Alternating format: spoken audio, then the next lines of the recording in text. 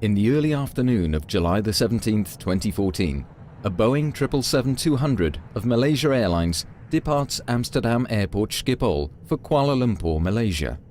The flight is prepared as usual, and the aeroplane is in an airworthy condition. On board of Flight MH17 are 283 passengers and 15 crew members. The routing of this flight leads via Germany, Poland and Ukraine to the east, a standard routing to Asia that many airlines use. Flight MH17 enters Ukrainian airspace at an altitude of 33,000 feet, following airway Lima 980. The crew diverts a short distance to the north to avoid some thunderstorms when returning to the airway in the eastern part of Ukrainian airspace. In this region, an armed conflict between the Ukrainian government and armed groups is in progress. Therefore, lower levels of the airspace are restricted for civil air traffic. Flight MH17 is routed above this restricted airspace to waypoint Romeo November Delta in the Russian Federation. Until that moment, the flight proceeds normally. When Flight MH17 is above the eastern part of Ukraine, a Buk surface-to-air missile system fires a missile. It travels almost at 3 times the speed of sound and carries a 9N314M model warhead. Inside it is an explosive core surrounded by 2 mantles containing preformed iron fragments. Radar guides it to its target, where it is detonated by means of a proximity fuse. A Buk surface-to-air missile can reach an altitude of 80,000 feet, exceeding the flight altitude of Flight MH17 by far. At 20 minutes and 3 seconds past 1, this warhead explodes to the left and above the cockpit of MH17. About 800 preformed fragments perforate the aeroplane. This impact, combined with the blast of the explosion, causes the cockpit and the business class section to separate. As it descends, the aeroplane disintegrates. This film shows the international investigation into this crash, conducted by the Dutch Safety Board.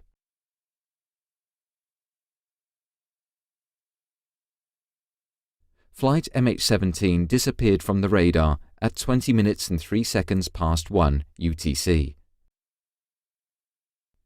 Very soon, the first reports were made of wreckage falling down in the eastern part of Ukraine. In an area of about 50 square kilometers, 6 sites were identified where parts of the aeroplane came down. Wreckage of the cockpit and the forward section of the aeroplane crashed at the sites near Rozhipna and Petropavlivka. The aft and tail sections ended up about 8 kilometers eastwards, near the village of Grabov. The middle section of the aircraft was destroyed by an intense fire at the main crash site. None of the 298 occupants survived the crash. The Ukrainian National Investigation Bureau, NBAAI, commenced an investigation the same day.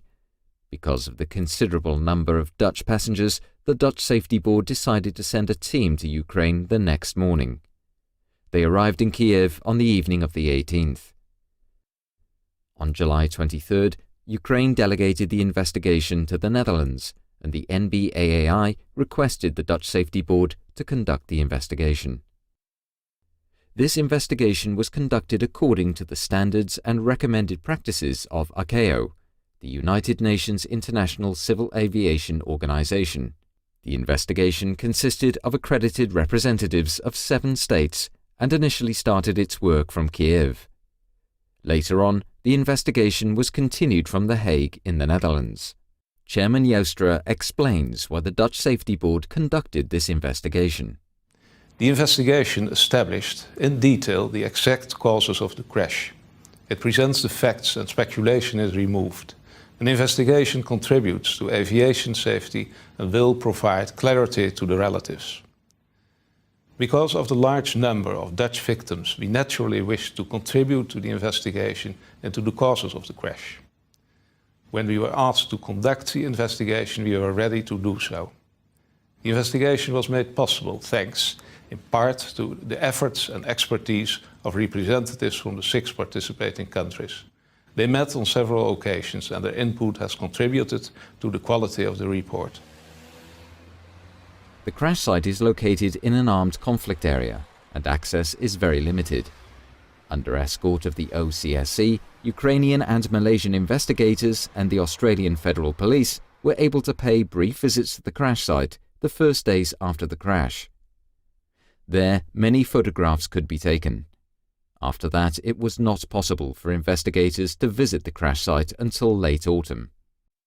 Sections of the cockpit found on the crash site show damage indicating high-energy objects penetrating the aeroplane from the outside. The flight data recorders were handed over and the investigative team transported them to Farnborough in the United Kingdom to retrieve the data. Based on these first findings, the Dutch Safety Board published a preliminary report in September 2014. The first conclusions were: no abnormalities were found regarding the aeroplane or crew. No malfunction of any system or aural warning was recorded. Also, no distress messages were received by air traffic control. Radar data showed that no other aircraft was in such close proximity that a mid-air collision could have occurred. Damage to the forward fuselage indicated penetration by high-energy objects from outside the aeroplane. In the autumn of 2014, the first recovery mission for the wreckage took place. From October onwards, preparations were made to recover those parts of the wreckage that were most important and to transport them to the Netherlands for further investigation. During a 6-day period, starting on the 16th of November, the Dutch Safety Board recovered hundreds of pieces of wreckage.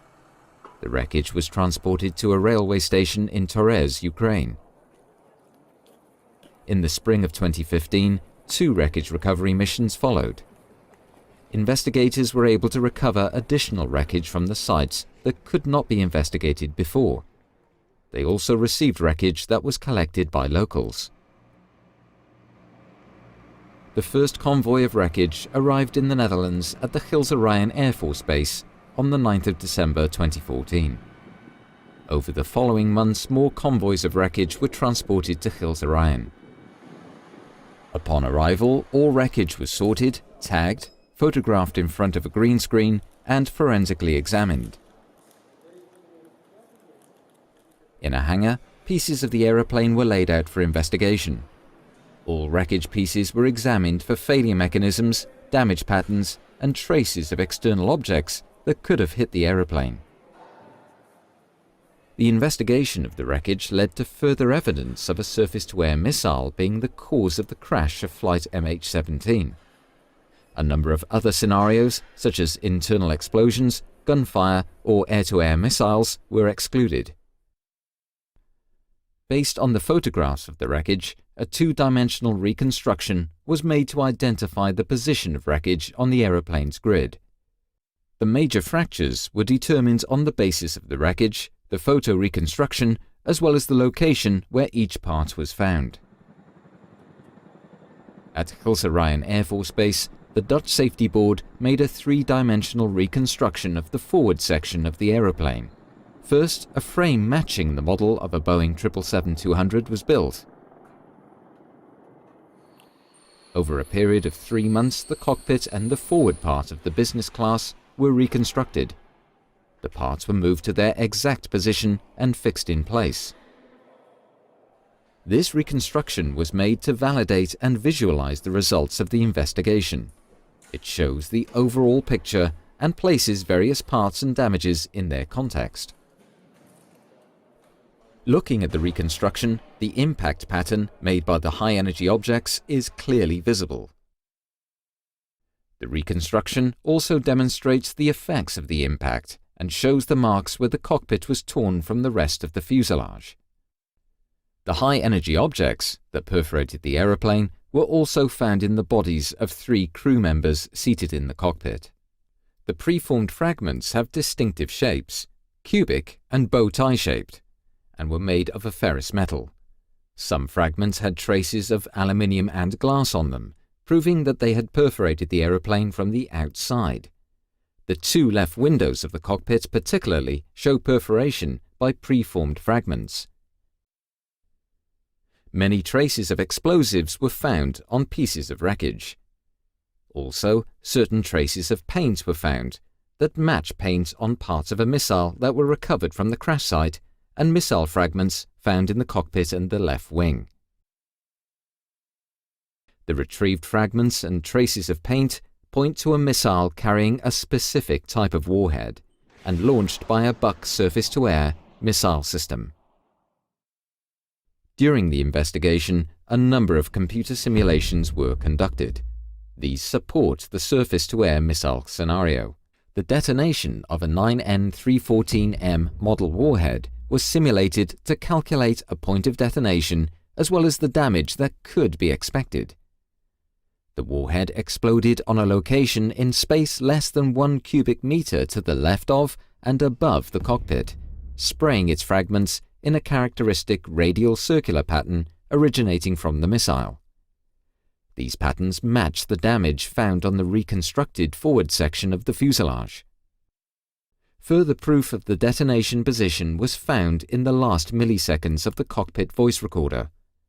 This contained recordings of 3 crew microphones and an overhead microphone in the cockpit on separate channels.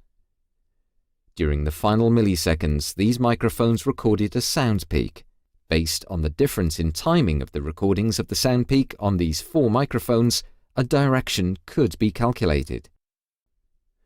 Based on the investigation into the detonation of the warhead and the characteristics of both the Boeing 777 and the Buk surface-to-air missile, its possible flight paths were simulated. The calculated area from which the missile was launched measures about 320 square kilometers and is situated in the eastern part of Ukraine. Further forensic research is required to determine the launch location. Such work falls outside the mandate of the Dutch Safety Board. The investigation demonstrated that the aeroplane flew at an altitude of 33,000 feet, which is to say 10.1 kilometers. No abnormalities regarding the aeroplane or crew were found. The flight proceeded normally, and no malfunctions of any system or aural warnings were recorded. Also, no distress messages were received by air traffic control. Both flight recorders stopped abruptly at 13:20:03, and from that time, the flight crew of MH17 did not respond to air traffic control messages. Flight MH17 disappeared from the radar. The aeroplane was perforated by hundreds of high-energy objects shaped like cubes and bow ties. Many fragments were found in the bodies of the crew seated in the cockpit. Some of them had a bow tie or cubic shape. The left side of the cockpit area shows a characteristic damage pattern. Traces of explosives were found in the wreckage and on the missile fragments found. Paint on fragments found inside the wreckage matches paint on the recovered missile parts. The point of detonation was determined by the spray pattern on the cockpit and by simulations, and was confirmed by the recorded sound peak. The impact and blast resulted in the aeroplane's disintegration. The wreckage of the aeroplane was distributed over 6 different sites, consistent with the way the aeroplane broke up in the air. Based on these findings, the Dutch Safety Board concludes that Flight MH17 was downed by a 9N314M warhead carried on a 9M38 series missile as installed on a Buk surface-to-air missile system. Other scenarios were investigated and excluded. No other scenario can explain this combination of factors. The findings are conclusive and support each other based on multiple sources. To that end, we have been able to draw well-supported conclusions about the flight and the causes of the crash. The investigation of the wreckage has demonstrated that the aircraft was perforated at high speed by fragments coming from a specific location to the left and above the cockpit. There were indications of this early in the investigation, but the wreckage turned out to be important for verifying and further substantiating those indications.